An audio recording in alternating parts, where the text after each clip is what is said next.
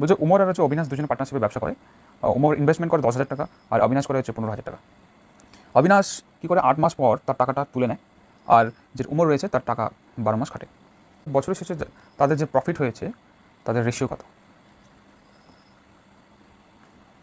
তাহলে এখানে শর্টকাট করছি, এখানে ঠিক আছে, একেবারে শর্টকাট করছি, এখানে শর্টকাট করছি। এটা 10, এখান থেকে আমি এটা 10 বললাম কারণ হচ্ছে এখান থেকে আমি 3টা 0 বাদ দিয়েছি,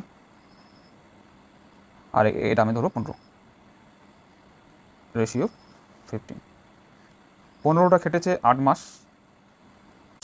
10টা খেটেছে 12 মাস।